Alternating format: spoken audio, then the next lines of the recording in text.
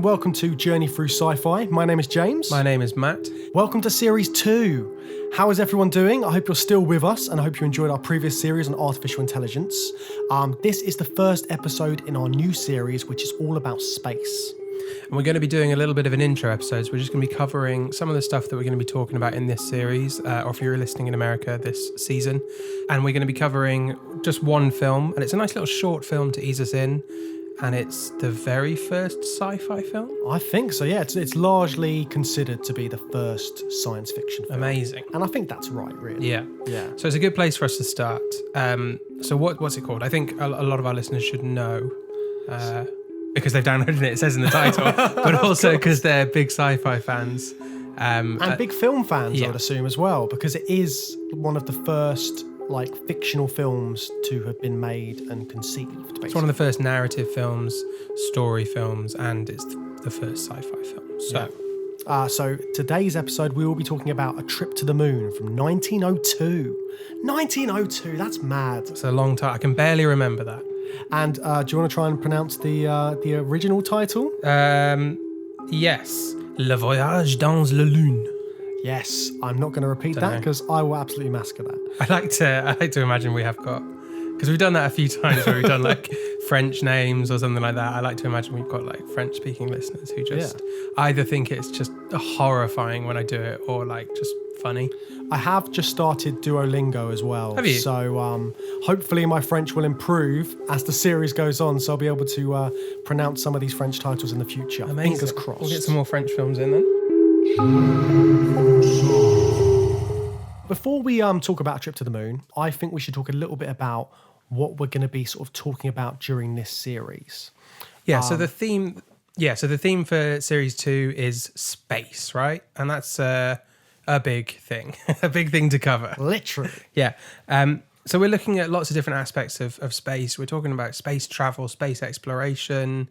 Not all of the films are going to be exploring space. Some of them are just stuck in space. Yeah, stuck in space. Sort of going through the reasons why people want to go to space as well. Why would you bother? Why do people want to go to space in the first place? That's a big thing as well. Yeah, it's a very, it captures, as all good sci-fi does, it taps into a really human thing, doesn't it? Which is sort of looking at something you don't really understand and wondering about it, and then spinning that wonder into roughly 90 minutes of film, or more in the case of some of the films we're going to be looking at. 90 minutes is about the right attention span for most audiences. It's my sweet spot, yeah. Yeah, so Matt, why do you think people are so fascinated with space travel as sort of an idea and something that has been in so many films? I think a lot of the films that we're going to look at are going to be post 1950s, 1960s, when space travel was becoming a real thing and it really started to capture the imagination. That's why Alien movies kicked off in those decades as well. But when we were actually launching, probes and astronauts into space and later to the moon, it's very natural that just captured the imagination of the entire planet, didn't it? And stories came out of that. I think it's going to be really interesting to look at the films that come before that as well. So decades before, the film we're talking about today is before the invention of cars, really, right? Yeah, before planes, anything like that. Yeah, but they've still got the same sort of looking out into space and thinking about going to the moon, which is, it kind of draws attention to the fact that people would have been doing that since cavemen times, before we even understood what the moon really was. Yeah, because I'd imagine from sort of the dawn of time, people were looking up and being like, what's that big expanse above us? And then seeing things like the moon, seeing things like the stars. And the whole sort of thing where people were sort of navigating by the stars and all this kind of stuff. And there's been sort of there's something in us as humans which is curious and wants to explore. And then sort of once we'd explored the world as much as we could, we sort of looked at what we can explore next. and space is definitely one of those things that you look at first as the next place to go. The final frontier. Exactly. And it's things like Star Trek as well, because Star Trek is the sort of like the big space exploration series, isn't it? It's all about going to new worlds, boldly going where no man has gone before. Yeah. It's that sort of fascination with what's out there. Yeah. And I also think it's interesting that the celestial bodies have inspired like narratives in human civilization for a very, very long time. You know, the planets in our solar system are all named after Roman gods, I think, not Greek gods, is it? I think it's Roman, the Roman equivalents. Yeah. It's like Jupiter, Mars. Yeah. Like the god of war and all that kind of stuff. Yeah, and obviously those characters have these rich narratives around them that were pre-existing before we had any concept of what Jupiter, the planet, was. And there was all this backstory there. But as soon as we did sort of start to, build telescopes in the 1600s? Like Galileo and that kind of era, wasn't it? People like that, scientists like that who are looking out into space, associate it, and they get named after these pre-existing mythological characters and stories that already exist. It's the sense of imagination when we look out into the universe is already sort of wrapped up in all of this mythology, and there's a sort of inherent yearning to associate those things with existing myths. I find that really interesting. Definitely, sort of, like I haven't really thought about it before, but the way you sort of talk about the mythology aspects and this element of the fantastic, which comes out in science fiction now, and any sort of space travel film, even if it is rooted in sort of like realistic technology, it's still got that fantastic element of being able to sort of like leave this planet and go out into space and find other planets and this kind of thing. Yeah, so much of that sci-fi is built on that premise, isn't it? Of something, let's say, magical. And even though that magical thing might have pseudo-scientific roots or real scientific roots, just sort of thought out to an extrapolation, it has this element of magic, doesn't it, that allows something magical to happen in a story setting. Yeah, because it's like if you showed people from medieval times space travel now, that would seem sort of magical to them, wouldn't it? Yeah, they'd love it. Yeah, they would love it. So what kinds of things do you associate with a space movie or a space travel, space exploration movie? Well, obviously the sort of spacecraft. So some sort of ship. There's got to be a vessel involved, usually in any sort of space film, whether it's a space station or a spacecraft. There's something that people are being transported on. That's a very visual element, isn't it? You're talking about the kind of the quality of the special effects is actually expected to be quite high in a space travel movie, isn't it? And we've seen some great examples of that in our last series. 2001, the models in that. Silent Running, same guy made Silent the models. Running, yeah. That's the kind of thing you want to see when you're watching a space movie, isn't it? You want to see a brilliantly rendered spaceship, be it model, be it matte painting, be it special effects, CGI. You want it to look cool. You want it to look interesting. It's really... It defines a lot of the feel of the movie, doesn't it? Because we're going to spend a lot of time looking at that ship, probably. Yeah, exactly. And it's that visual of a craft or station in the middle of nowhere, and it looks stranded, and you don't quite know where it's going to go, what it's going to do. And that idea of the isolation is something that's always in space travel films or space films in general. Yeah, there's definitely a certain subset of space travel that focuses on the loneliness, and we're going to be touching on a few of those, and that can go a few different ways, can't it? It can be quite horrifying and terrifying. It can be very reflective and interesting and sort of a little bit sad. And that I really do like that type of film as well. I think there's a flip side to that, isn't there? Which is the sense of adventure of space exploration. So where we're not focusing on the lonely isolation, but we're actually looking out into the distance and filled with wonder and excitement of what we might find out there. Yeah, it's an exciting voyage, isn't it? You don't know what's going to happen in these kind of films, where they're going to go, what they might see, what they'll need to do in order to get there. It's that sort of testing of humanity's limits. Like, how far can we push this? How far can we push this technology to find out new things about ourselves and other places and sort of try and find our place in the universe kind of thing, isn't it? It'll be interesting to see over the course of this series whether there are periods in time where directors were sort of looking outward and feeling adventurous and having that kind of pioneer spirit, or are there periods in time where it is more reflective and a bit more more focusing on the isolation? Or it might be the case that certain filmmakers have bucked the trend a little bit and flipped that on its head when maybe most space films at the time were going one way, and they've made a film that goes another way. Yeah, definitely. And sort of seeing whether all of these fantastic elements that sort of like were so prominent in a lot of early sort of sci-fi films, whether that's carried through into more modern day tellings of space stories.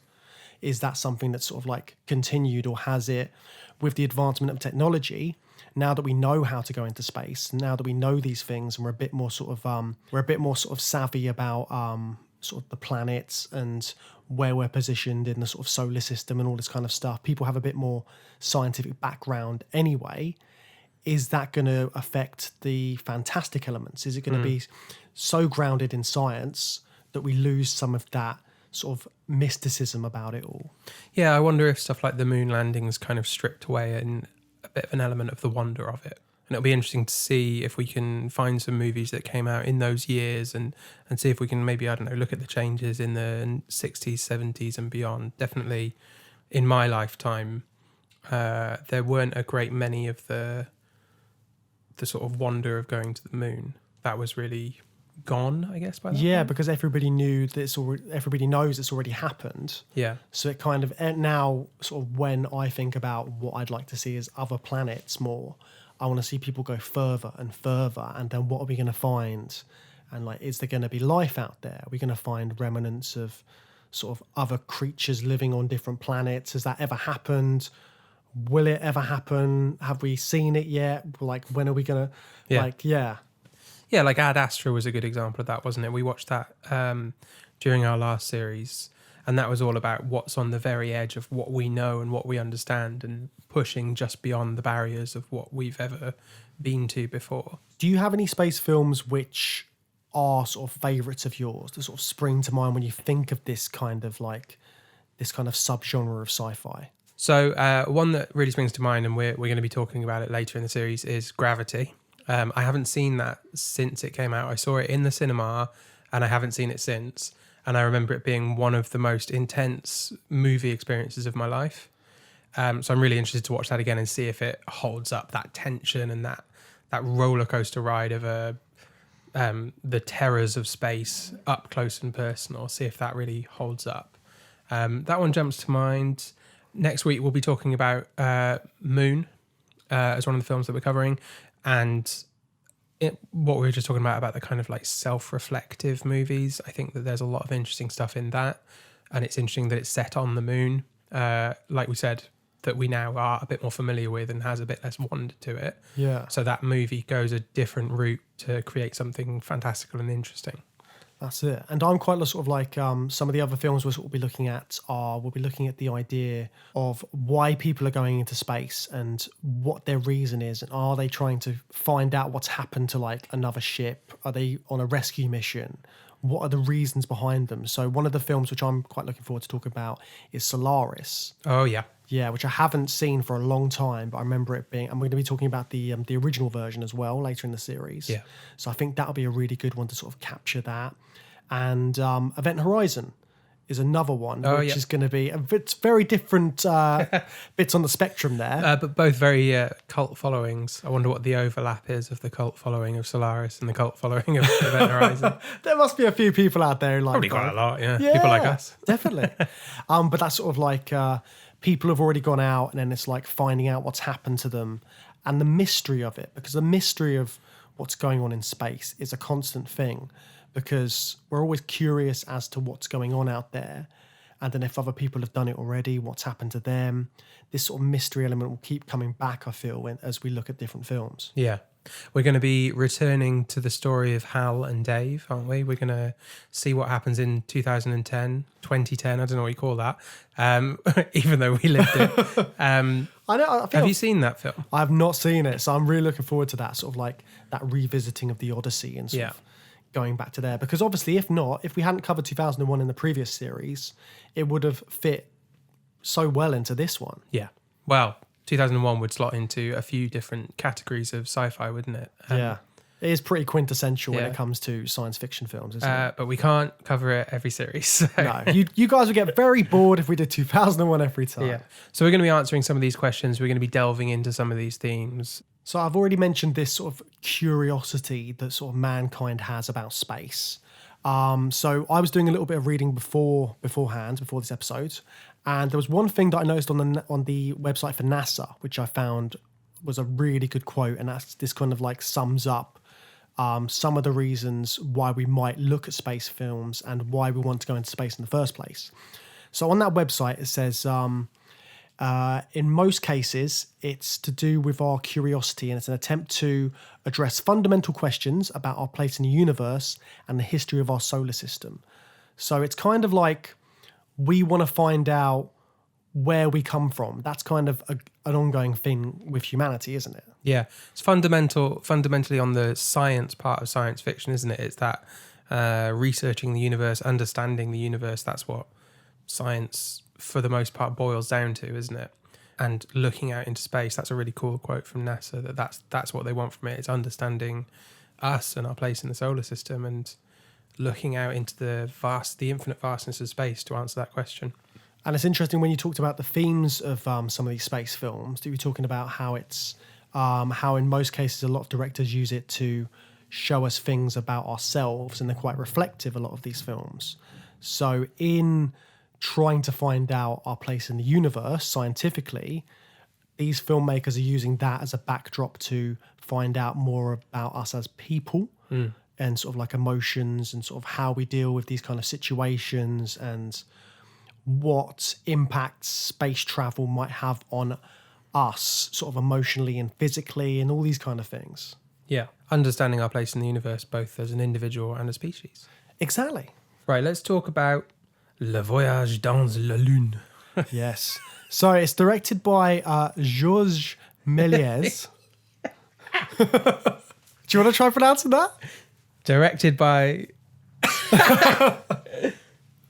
Georges Méliès. Let me just... Directed by Georges Méliès. So it's actually pronounced Georges Méliès. Georges Méliès. For reference, for the rest of the episode, So the director was Georges Méliès. You have to say it like that as well. Georges Méliès. Yes, Georges Méliès. Yeah. So he was the director of A Trip to the Moon in 1902.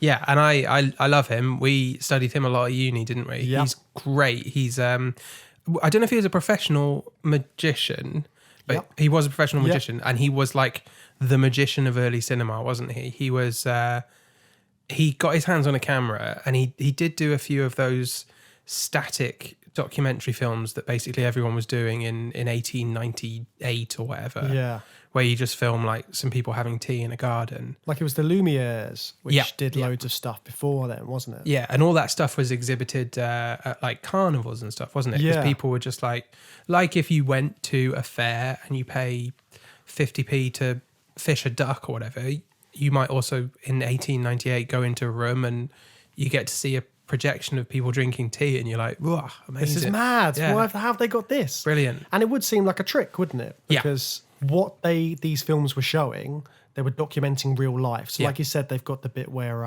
they've got the one where the baby's being fed by the parents. Oh yeah, And there's other ones where there's like it's a static shot of a busy intersection and things like that. And all of these films of the time were static shots of everyday life. yeah. Now I know I'm being cynical because it's this was over 100 years ago, so I can't understand how they felt watching that. But like, photography had been around for a while. So what is so amazing about basically just seeing a static photo of a couple in a park, but it's got a bit of movement to it. Yeah, I know. can see what It's you like mean, it's yeah. you've never seen it But before. there was but very famously the train, the wasn't train, yeah, I think that's got to be exaggerated, right? Oh, no, surely not. But it's like you've got to think that you've only ever seen pictures of stuff. And then suddenly the first thing that you see for a lot of them is that train film. And the train film was shot as if the train was coming towards them. Yeah, So this is a whole different perspective to what people have seen before. And if you imagine a massive screen, you don't know what's going to happen. You're used to just seeing pictures. And then suddenly this film comes on and it's like there's a train. You're like, oh my God, the train's coming towards me now. yeah. It would freak you out. Sure. But I can see what you mean. And just I don't know. You've got to think way back. Yeah, these old dummies in 1900. But so Méliès was doing a load of them, wasn't he? Yeah. He directed like 200, 300 films. He's loads of them, but we're talking sort of 2-minute, 3-minute things mostly. And then he started to take his experience as a magician, and he'd done a load of stage work. He worked in a lot of French theatre, I think. Yeah. And he had his own sort of like production house kind of thing. Yeah. So he had the means to do more with this. He had his own stage. He was ready to go with something. But also, and I don't know this about the man, but it's a big assumption from when you watch films like Trip to the Moon and other films that he made around the time. He was very creative and very playful and really enjoyed experimenting with the medium, right? Yeah. Because he's a magician. He enjoys trickery. Yeah, that's the right word. Yeah. So it's very simple stuff that I think anyone who picks up a camera when they're like in their early teens or even younger has done in-camera editing, where you just sort of freeze what you're doing and then remove something from the scene or add something to the scene, and it's fun, and you can do the simplest tricks and jokes. But obviously, Méliès was the first person to ever actually do this with a film camera. Yeah. And he would have been doing similar things on stage. You know, the kind of theatre of the day would have had a lot of special effects, but it would have all been like winches and trapdoors and so on and so on. And I guess he's probably using a lot of the same stuff. He's just editing out the bit where you actually see the trapdoor open. Yeah. Yeah. Because there's like shots in this film where there's sort of smoke bombs appear, like flumes of smoke, and then somebody's disappeared. And then in a theatre production, you might get a trapdoor or something. But because of the technology of the film camera, he can stop it, have the smoke, and then take one person out, put them back in, can do things like that. And it's a whole different sort of idea of how to use that camera. Yeah. And it's just static shots before. That's all anybody's ever known of that sort of technology and how to use it.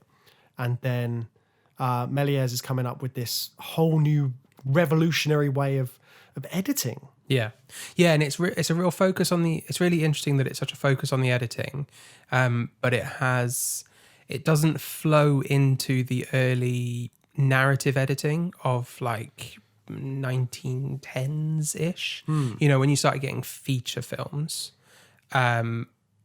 stuff like Fritz Lang, that was later, wasn't it? But like D.W. Griffith. Sort of like the 20s and stuff like that. Yeah. Murnau, maybe? Or is that, no, that's like Expressionism in the 30s. But, you know, in the next 10 or 20 years of film, we move into feature movies, and it becomes all about this whole new like language of editing and visual language of storytelling in cinema, isn't it? And Méliès is being really playful with editing, but it's a completely different set of conventions. It looks like, for the most part, a really fancy old French play. Yeah. You can see the proscenium arch shape in some of the scenes. It's how long is it? It's like 10 minutes long. I think it's just under 10 minutes. And it's maybe 7 or 8 scenes. Yeah. Static shots. Because they're all static shots, aren't they, still? Yeah. There's no sort of like, as we'd get like now, there's no zooms or anything like that, or cuts around. Every scene plays out like a play, like you're saying. There's no camera work, as we'd sort of think of it now. And that's essential because his primary interest in this is he wants to see how much fun he can have making a narrative film full of special effects that involve, like you said, stopping the camera, changing what's in the scene, and then starting it again. And you can't do that if you're tracking in, and I don't even know if you could track in on these 1902 cameras. Yeah, I think it would have been something they would never have thought about doing, because you just have the camera set up and that's it. That's all you can do. Yeah. But it's things like the transitions as well, the sort of dissolves. That's like revolutionary as well. Like, Yeah. I don't know how they would have done that back then, but to sort of have two images of scenes fading into one another, with the other one sort of like fading out from the background. Yeah. That's crazy for it's someone to think of. Layering over the celluloid, isn't it? I've got no idea about the physical. I've never worked with celluloid. That's the basics, isn't it? But it's also like the foundation of film editing, isn't it? That's essentially it's the actual cutting of the film and stitching it together. Yeah. And all of the magic you can create with that creates. Well, you couldn't have feature films if you didn't learn how to edit, because otherwise it would have just stayed 5-minute documentary scenes on one shot. That's it. And like now that kind of dissolve is so fundamental to editing. So nowadays you'd use something like Final Cut or Avid or Premiere Pro, and then you'd have two video files, you put them over the top of each other, and now you can just drag in a plug-in bit to like cross dissolve it automatically. And it's things like this that are just sort of like, there'd be no convention for that if Méliès hadn't started doing that in this film. Yeah. And I like that. I like the kind of the mad scientist vibe to the legend that's come out of his story. That's what it is, isn't it? He's this kind of crackpot guy who wanted to do essentially fun, silly tricks on camera, and he had to invent half of the industry as we know it to make all that happen on screen. And it's so fitting that this is the narrative that he's chosen to be that first narrative using all those techniques.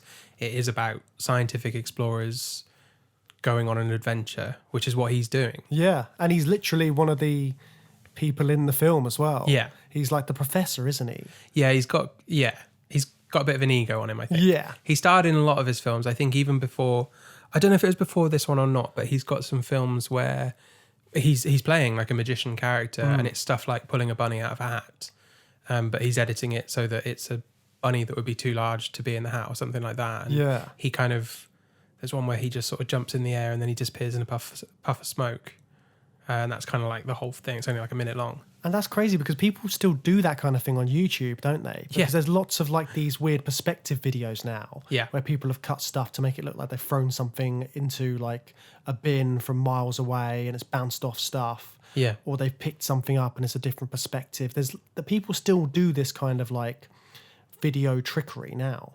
Yeah, his kind of legacy lives on in that. People are doing that on like TikTok as well, aren't they? Yeah. Just being incredibly creative with the editing and the use of the medium. It's absolutely the same thing, the same thinking that Méliès had when he was making this, 120 years later? Nearly? 120 years, that's mad to think about. This is, we're talking, when did Queen Victoria die? This might still be like Victorian era. A long time ago. What did you think of this film itself as a film? Just on its merits. I think it goes along and it does all the things that it's supposed to do. It tells a little story, doesn't it? Yeah. And it's like you can watch it and you get everything you need to get from the visuals. There's no title cards or anything in this film. There's no sort of exposition or sort of like anything to tell you what's going on other than what you're seeing. And that's the first sort of time that a film like that has been done. So I just enjoyed the little story. And it's like, it's fun, isn't it? Yeah, it is fun. I think it gets really fun at the end when they go underground. So they fly to the moon. Yeah. And I love the fact that there's a fight in the first scene because one of the astronomers or astronauts, whatever, clearly objects to the idea or the possibility of going to the moon, right? Yeah. They have a fist fight and then they get over it and then they go to the moon.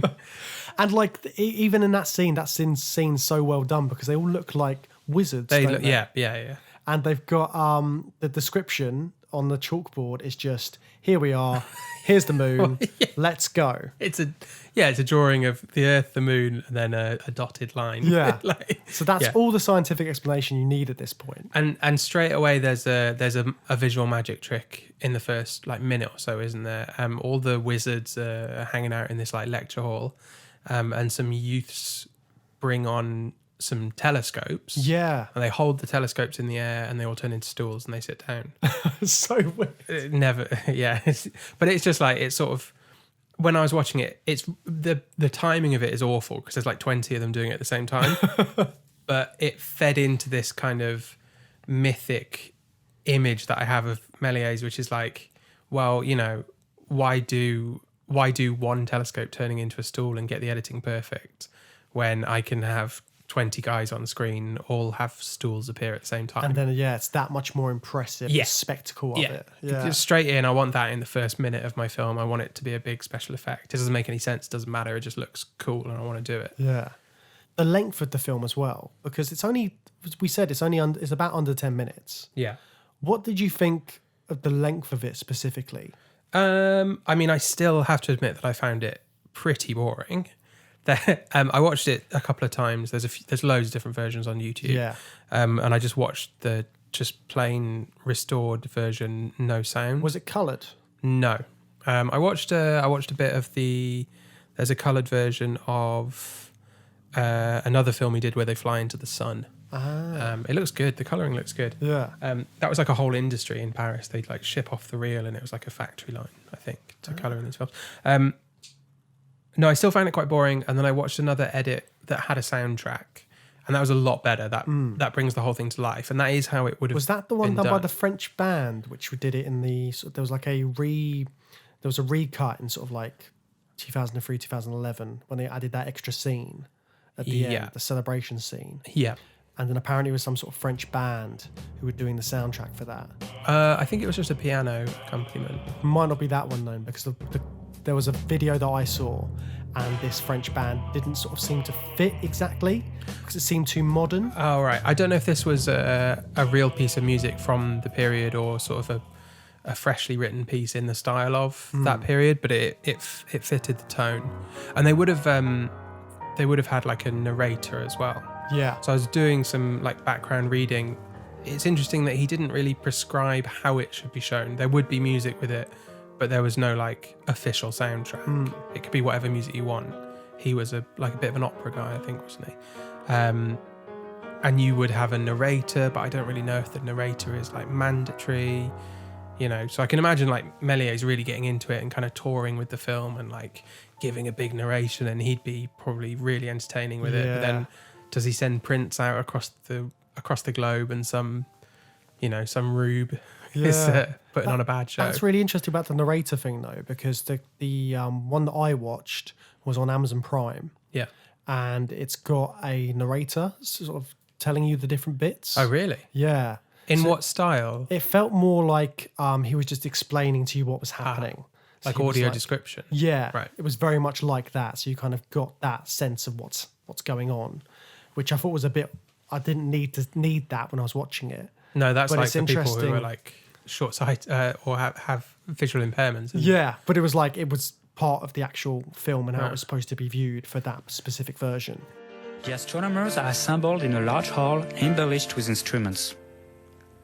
The president and members of the committee enter. Everybody takes his seat. Entrance of 6 manservants carrying the telescopes of the astronomers.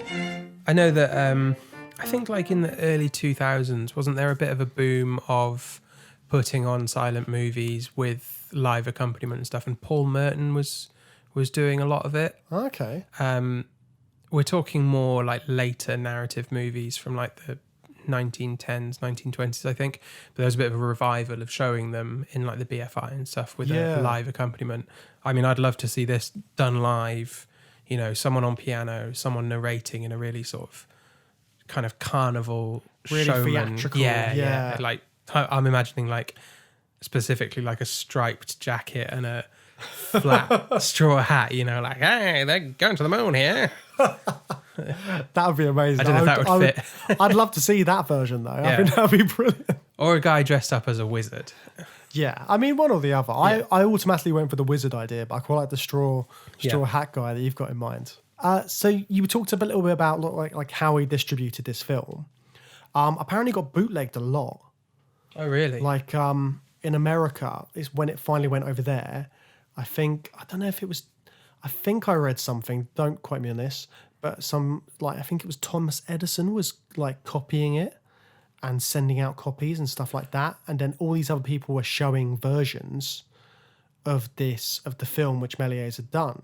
But like duplicate copies of the print. So it's the first element of sort of bootlegging a film. Oh, right. Like pirate copies. Edison was, he had like a finger in every technological pie, didn't he? He was trying to like monopolize the film industry in America, I think, wasn't he? Yeah. Yeah, no, he definitely was, because he wanted to sort of like have control of it. And so Méliès sort of he did a few films, but in the end, he went bankrupt. Yeah, he kind of became like a bit of a nobody, didn't he? Yeah, he ended up selling candies or sweets and toys in Paris or something. Wow. And had to like change his whole business model because That's sad. Yeah. To think the guy who created all of this way of telling narrative stories on film ended up just having to give that up. I think he was rediscovered within his own lifetime and appreciated as an artist. But again, it's just mad to think about the timescales of this with 120 years of hindsight. You know, we're talking decades later, but still, you know, pre-World War II, when cinema was, you know, the Hollywood industry, basically, that we know it to be today. And people were, you'd start to get the first film historians in, I guess, the 20s and 30s, people actually looking back at this huge cultural monolith and saying, oh, how did this come to be? And then people like Méliès get his dues. And has done since, but I guess... I mean, the fact that we're talking about him now on a podcast in 2020, like 120 years or whatever it is ago, that's crazy to think he's had that influence.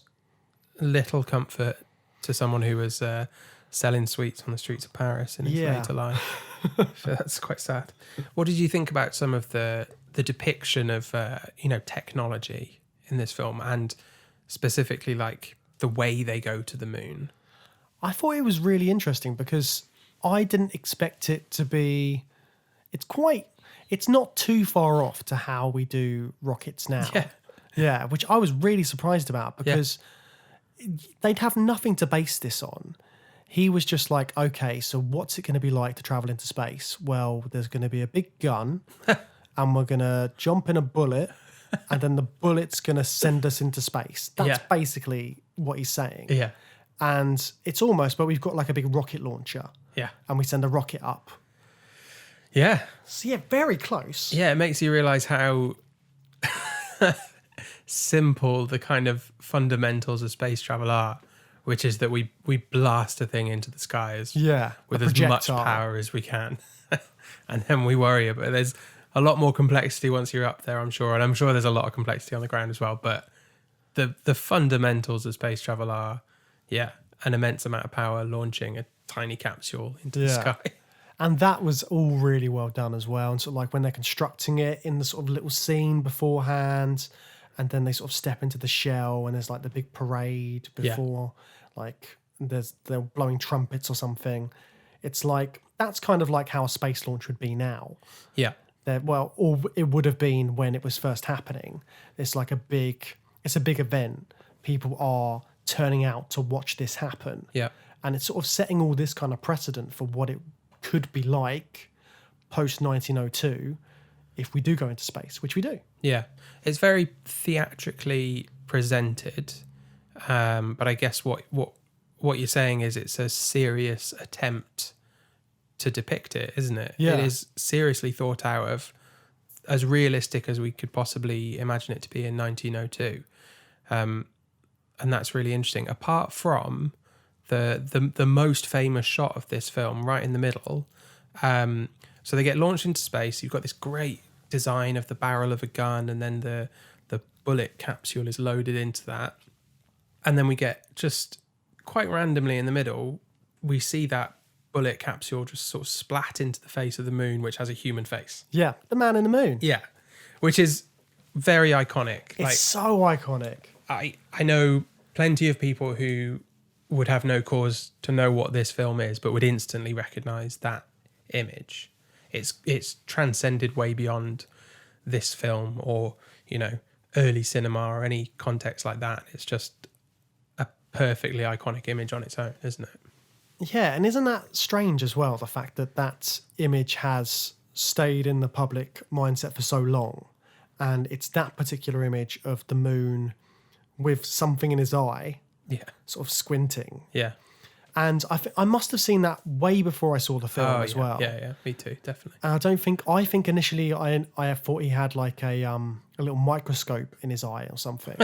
So he was looking out at the microscope. Yeah. I had no idea it was a spaceship. Yeah. Until sort of later down the line when I actually watched this film. Yeah.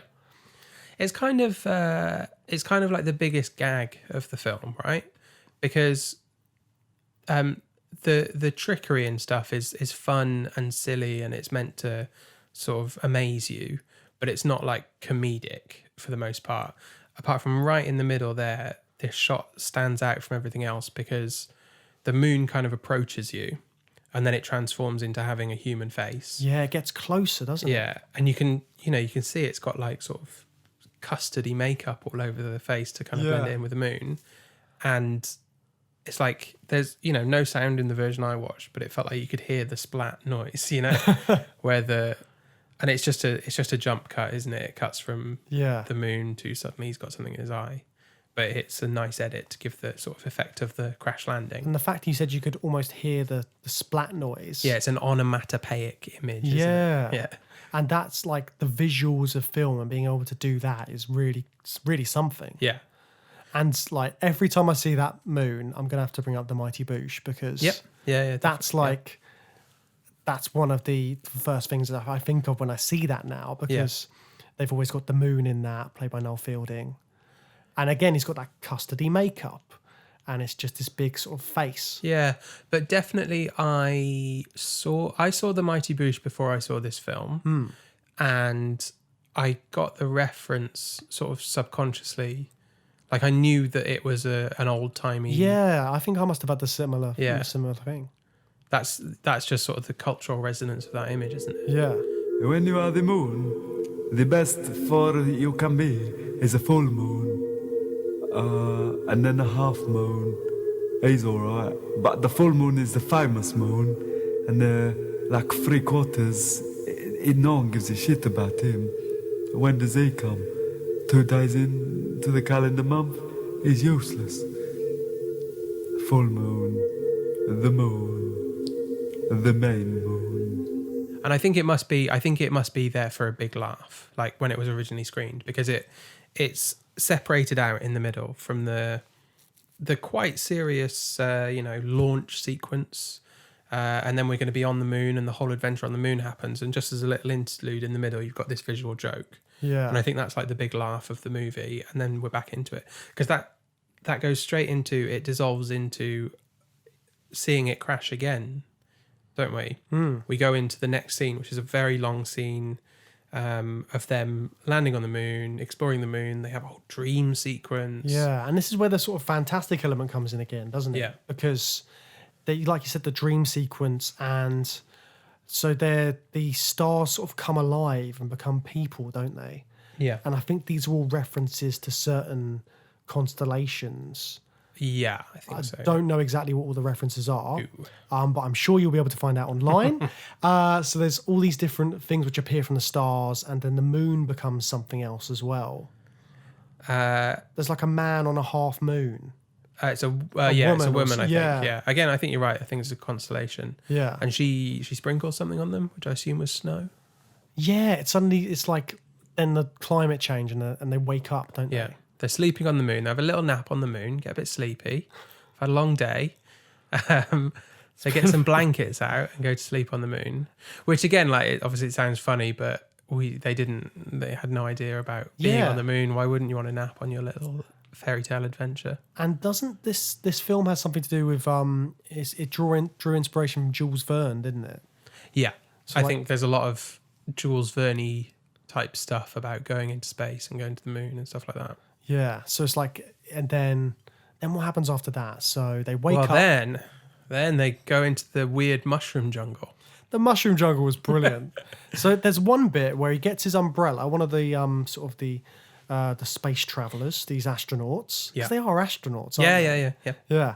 And another thing, they're not dressed in spacesuits or anything. No, well, why would they be? They're just in their everyday clothes. Just going to the moon. They're in a It's sort of fine. like traveling clothes. Yeah. So yeah, the best bit, he puts his umbrella down, but turns it to a mushroom. Oh, is that where the mushroom came from? Yeah, he just puts his umbrella and then it becomes a mushroom and it gets bigger and bigger and bigger. Yeah. It's like, what? Yeah, and then a moon man appears Yeah. from behind it. So they've got a specific name as well, I found out later on. Yes. So they are called the Selenites.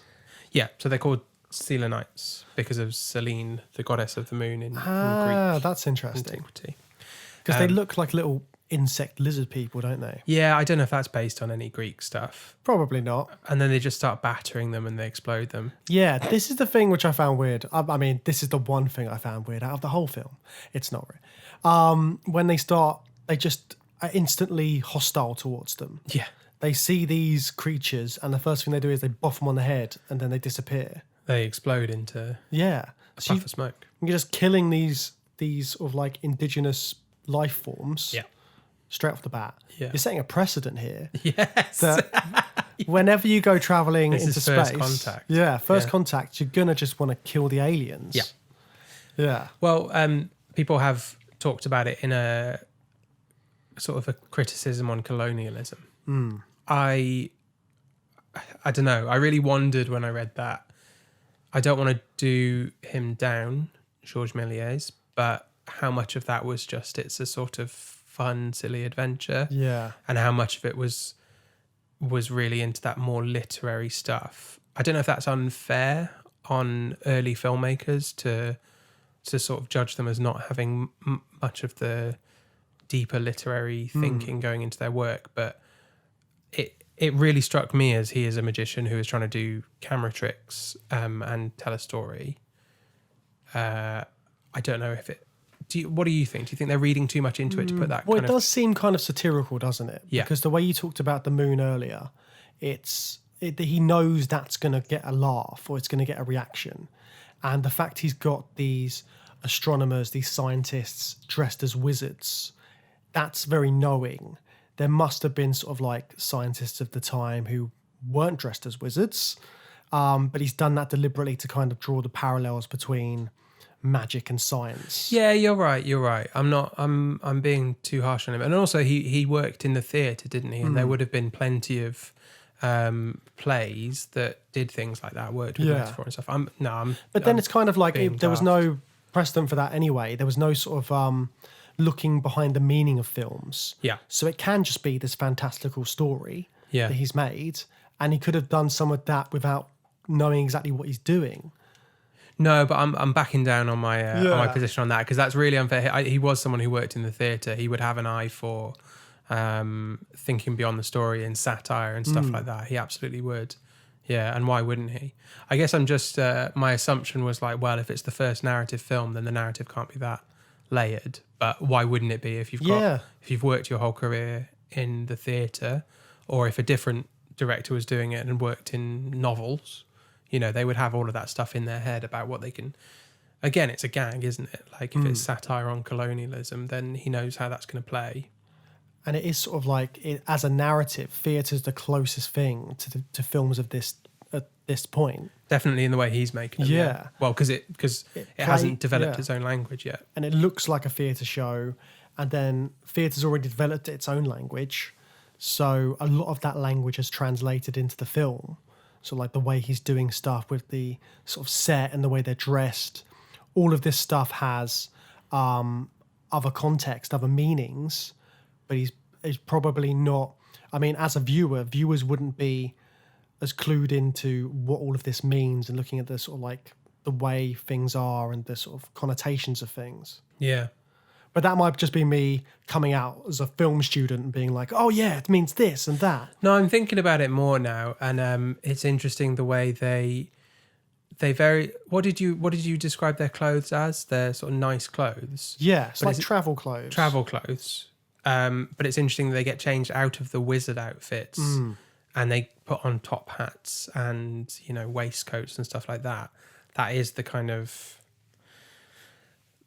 attire of a early 1900s colonialist, isn't it? Yeah. That's what a Brit or a French man, let's be honest, would have worn when they were traveling into Africa and colonizing the place. They would be dressed in a top hat or whatever.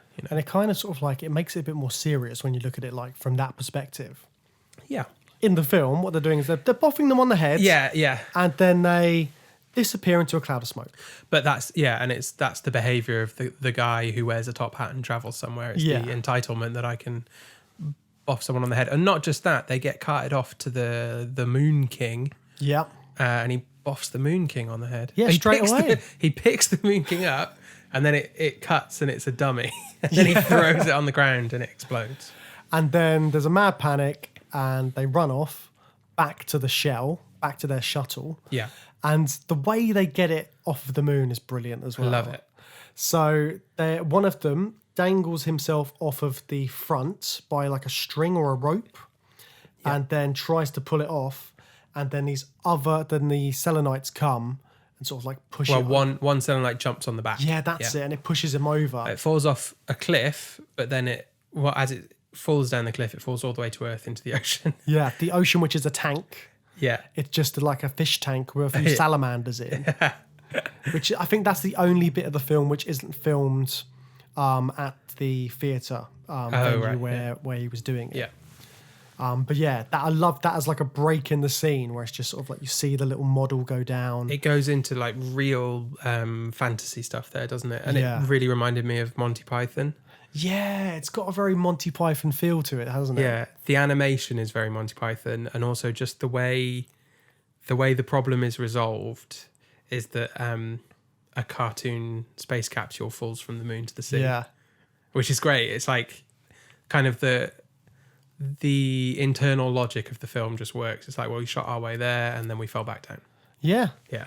And that, again, isn't too far from the truth of what actually happens in a lot of these space films that we look at later on. Actually, yeah, they all crash land in the ocean anyway, don't they? They always crash land in the ocean in their little sort of pod. Yeah. And there's like a little parachute or something. So, yeah, we're seeing it in 1902 before any other films have done it. Amazing. And it becomes actual technology. Yeah. So, yeah, so they crash into the sea and then they throw a great big party. Yeah. And everyone's sort of cheering that these explorers have come back from the moon and they've got one of the Selenites with them. Yeah. And they turn him into a slave.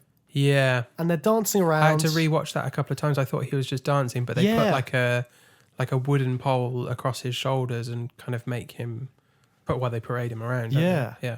So it's quite a bleak end Yeah. to that. And again, it goes in with the kind of colonialism aspects of it. Yeah. They brought back a slave and everyone throws them a parade. And they build him a statue right at the very end. Yeah, they do, don't they? So all that stuff is that was restored a lot later, wasn't it? Yes, they found that parade scene in 93, I think it was. Right.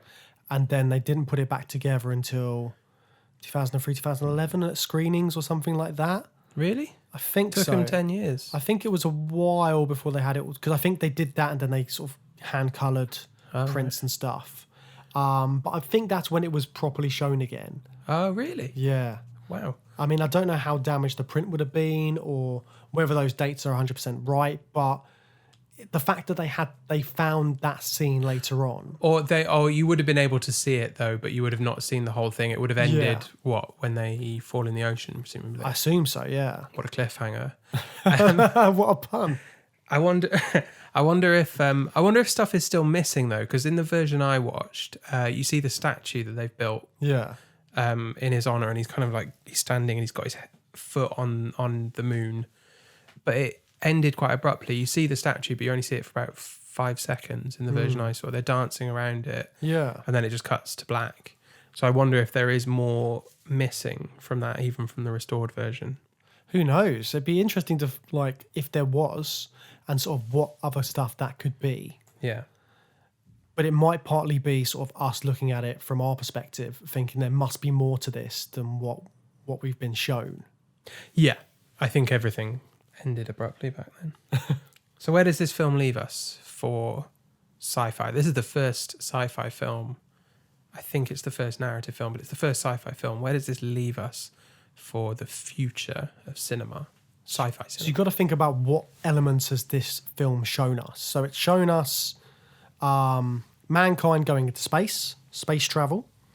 It's shown us exploring space, making first contact with alien races, and then coming back. So it's like this journey element, which is in storytelling since like the dawn of time. There's always some sort of journey, but it's got these fantastical elements to do with how we get there, and then it's like a realistic thing up to a point. The fact that we can travel into space, but then it's kind of like, what will we find there? Yeah, and it's focusing on our nearest celestial body, isn't it? Which was, as we said at the start, it's been in human culture for thousands of years prior to this. Right up to the 1960s when we finally actually got to it. But it's the thing that was just kind of hanging in the sky as this representation of space, I think, for a long time, right? Because it was so increasingly conceivable to get there. The first half of the 20th century was all about that kind of just reaching out to the moon, and then we finally we get there. But you can see that imagination stretching forward through time. I'm going to be sticking with that idea in our next episode, aren't we? Yes. So in our next episode, we will be sort of asking the question, what will we find when we go into space? So we're going to specifically look at the moon, like you said. So there's 2 films we're going to be looking at. So we're going to look at another film by Fritz Lang, who we looked at in our previous series when we looked at Metropolis. This next one is called Frau im Mond, which is translated as Woman in the Moon. Let's hear that again. You're more confident on your German pronunciation. Frau im Mond. Yes, good. Hopefully that's pronounced right. I think that's So this was 3 years after Metropolis. Yeah. And it was released in 1929. So again, it's a very early depiction of space travel. Yeah. So that's going to be a really good one to look at. But bringing it back to the modern day perspective as well, what's the other film we're going to be looking at, Matt? We're pairing that up with a bit of a modern classic, in my opinion. Duncan Jones's Moon from 2009. Yeah, I'm really looking forward to chatting about that one as well, because it's been a while since I've seen it, but I remember it as being very good when I last watched it. Same. And I think we're going to see 2 really different interpretations of what it's like to go to the moon. Yeah, so it's like, why are we going up there? What do we expect to find there? And how does it feel when we are there? Yeah, exactly. So that's all from us for this episode. Thank you very much for joining us once again. We will have more episodes coming each week as our series continues. If you want to find us online, we're on Twitter. Our Twitter is @ThroughSciFiPod, or you can email us. What's the email address, Matt? journeythroughsci-fi@gmail.com. And if you want to leave us a comment, a rating, anything like that would be greatly appreciated. Yeah, that'll really help us to just get the word out, build up some more of you lovely people listening to us. It's really helpful. Any reviews that you can leave us, that's great. So get in touch. Let us know what you're excited about hearing us talk about in Series 2. Anything you want us to cover, we'll consider it. Definitely. And if you want to have a look at the films we will be covering this series, there's a full list up on Letterboxd. If there's any others which you think we've missed, or anything you really want to hear us talk about on this subgenre of space in science fiction films, then do get in touch. Like we said, we've given you the details. Reach out, and then we'll see what we can do. Reach out into the void of space. And we'll be there. Thanks for listening. Bye.